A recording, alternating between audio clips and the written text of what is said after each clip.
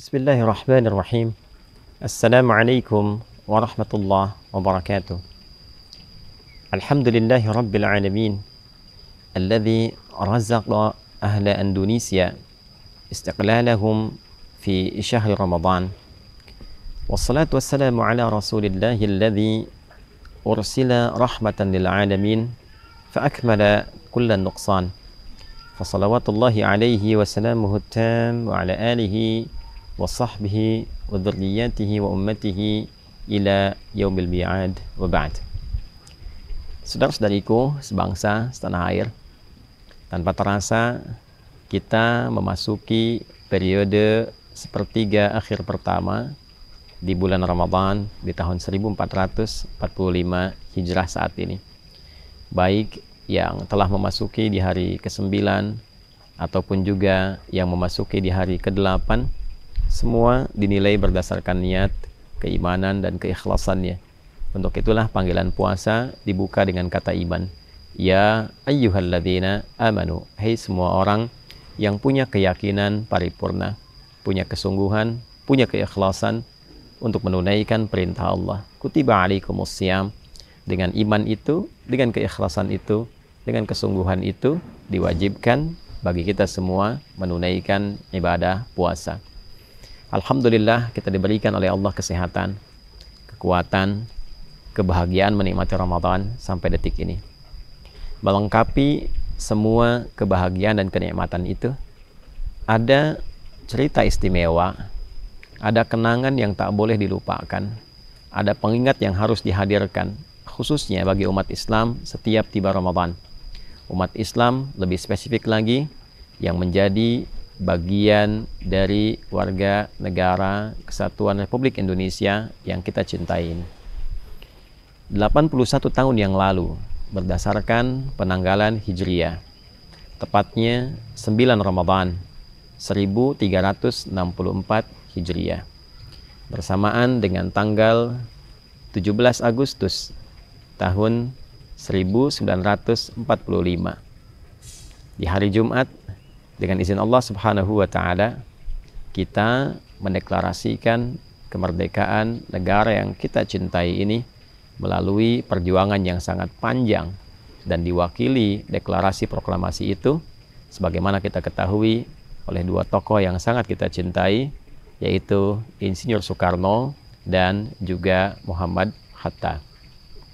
Di balik itu semua, ada banyak hal yang tentunya penting kita renungkan, bahwa naskah proklamasi itu disusun dengan perjuangan yang tidak biasa, bahkan melewati malam-malam yang bukan hanya sunyi, tapi riuh dengan semangat menggelora untuk mencapai kemerdekaan, dengan rahmat Allah, dengan berkah Allah, dan memang keberkahan itu melekat di bulan suci yang penuh dengan berkah, yaitu Ramadan.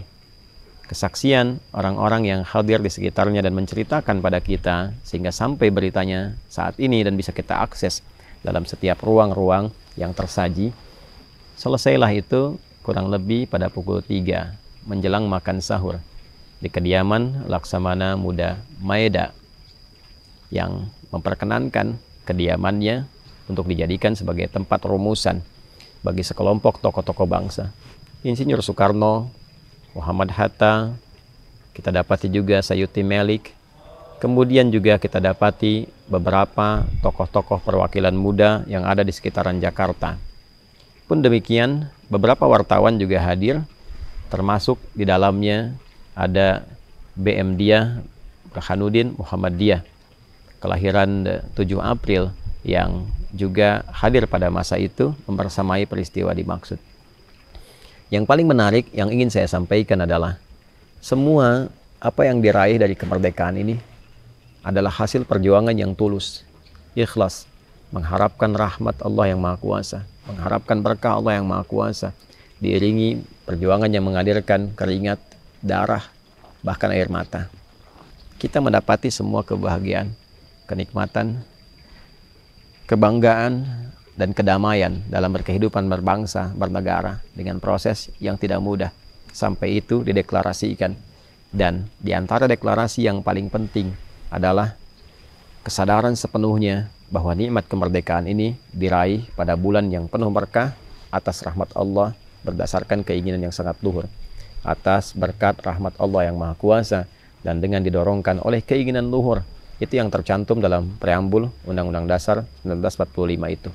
Walaupun deklarasi, proklamasi disampaikan dalam tempo yang sesingkat-singkatnya, tapi itulah awal yang bukan hanya menjadikan kelahiran Negara Kesatuan Republik Indonesia dalam kemerdekaannya, tapi itu pula yang akan mengguncang dunia dengan nilai-nilai perjuangan yang bukan hanya dikenang, tapi sepantasnya dihormati, dihargai, diteruskan oleh anak cucu, putra-putri bangsa ini.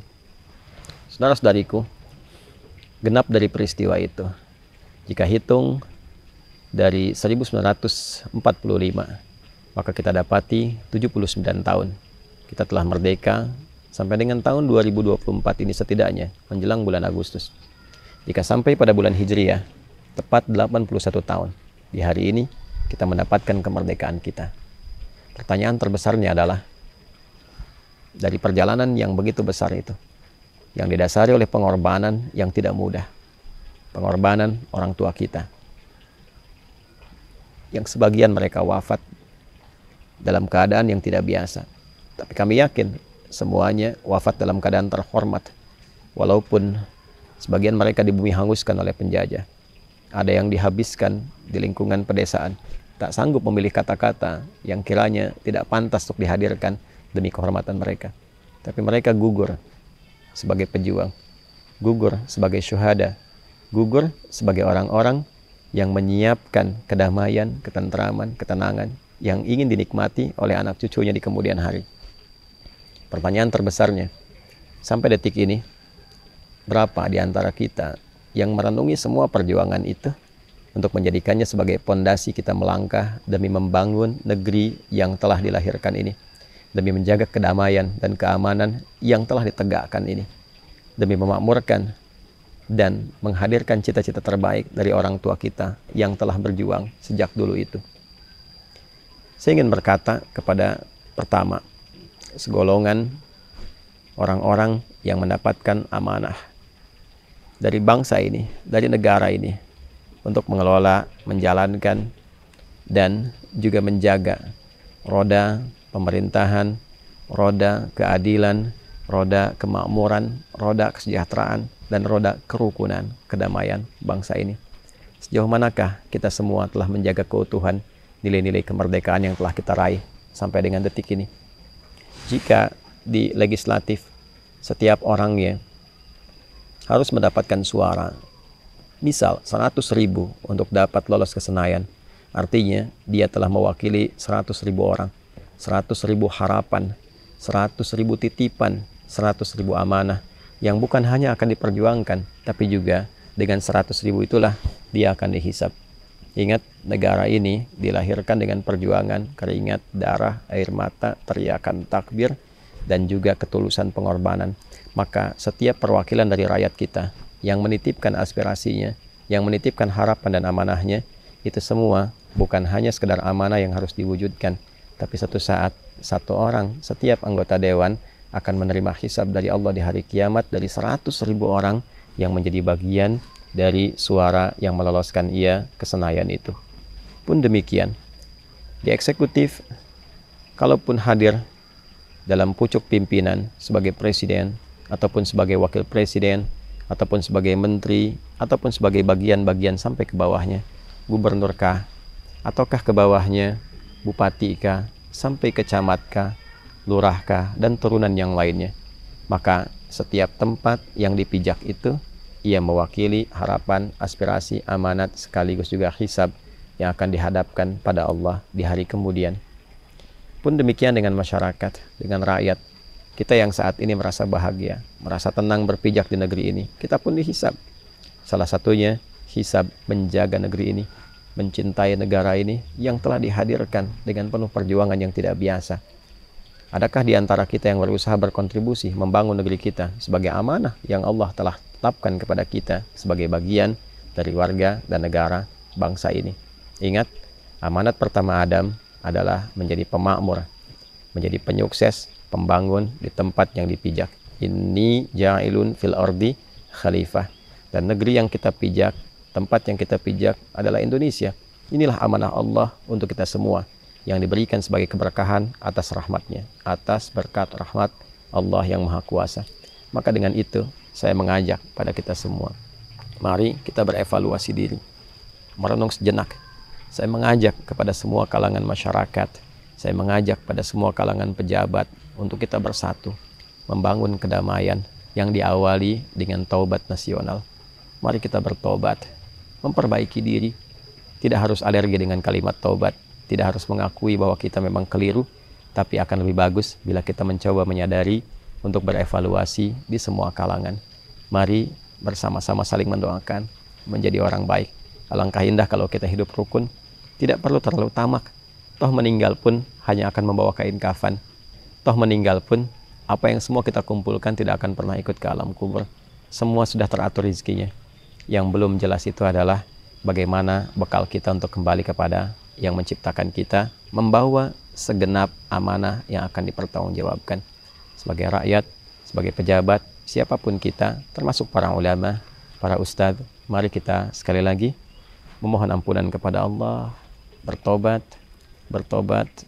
dengan cara yang baik, sehingga kita tidak menyia-nyiakan segala bentuk perjuangan yang telah dihadirkan oleh para pendahulu kita, sehingga mereka bisa bahagia di alam kuburnya dan mereka bisa merasakan kenikmatan karena mendapati anak cucu mereka berhasil meneruskan perjuangan yang telah lelah mereka hadirkan dengan kematiannya. Semoga Allah membimbing kita semua, mendamaikan negeri ini, memberikan keberkahan di 81 tahun kelahirannya, dan semoga dengan itu Indonesia jaya, Indonesia makmur, menjadi bagian terbesar untuk memimpin dunia, yang dengan itu menjadi negeri yang diberkahi oleh Allah Subhanahu wa Ta'ala, dimuliakan dan diberikan jalan keluar terbaik untuk membangun. Sekali lagi, teman-teman dimanapun berada, khususnya yang muslim, penuhi masjid-masjid, khususnya di hari-hari ini, penuhi masjid-masjid.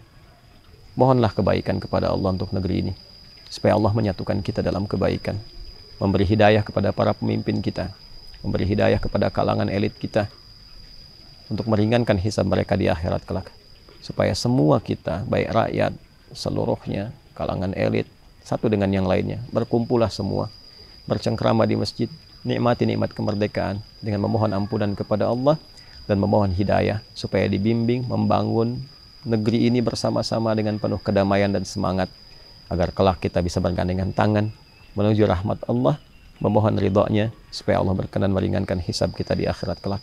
Para ulama dimanapun, kiai, habaib, para ustadz, mari kita menjadi pencerah yang saling mengingatkan, mencontohkan untuk berkasih sayang, menjauhi berbagai hal yang tidak produktif, saling menguatkan, dan mari kita bimbing negeri ini untuk menjadi negeri yang diberkahi oleh Allah Subhanahu wa Ta'ala. Allahumma rabbana atina fid dunya hasanah, fil akhirati hasanah wa qina adzabannar. Allahumma barik biladana ya arhamar rahimin Indonesia, waj'alha baldatan thayyibatan wa anta tardaha. Ya Allah, mohon berkahi negeri kami Indonesia ini ya Allah, dan jadikan Indonesia negeri yang Kau sayangi, negeri yang Kau berkahi, negeri yang Kau ridai, dan jauhkan di negeri ini setiap tapaknya dari perbuatan-perbuatan yang tidak Engkau sukai. Allahumma hdi umara'ana waj'alhum udala liyakhaffif hisabahum yawmal qiyamah ya arhamar rahim. Ya Allah, berikan hidayah dengan rahmat-Mu kepada para pemimpin kami di semua level bangsa ini ya Allah.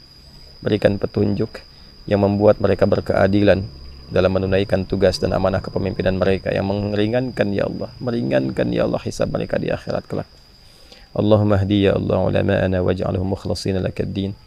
Ya Allah, berikan hidayah, petunjuk pada para ulama kami. Jaga para ulama kami ya Allah agar ikhlas dalam berdakwah, menjadi pencerah untuk umat. Wa alif baina qulubina wa wahidna ya Allah fi ta'atik wa jannibna minat tafruqah. Ya Allah, lembutkan hati anak bangsa ini dimanapun untuk bersatu dalam kebaikan. Jauhkan kami dari perpecahan ya Allah. Berikan kami kekuatan semangat untuk membangun bangsa ini dalam kemuliaan. Rabbana bifadlika subhana rabbika rabbil izzati amma yasifun. Wassalamun alal mursalin. Walhamdulillahi rabbil alamin. Dirgahayu Indonesia yang ke-81. Dirgahayu untuk semuanya. Dan semoga kita diberikan kekuatan untuk selalu menjadikan negeri ini negeri yang kita cintai dengan kerja nyata, dengan keikhlasan, kemakmuran sebagai ibadah pada Allah Subhanahu wa taala. Hadi Hidayat Mira. Assalamualaikum warahmatullahi wabarakatuh.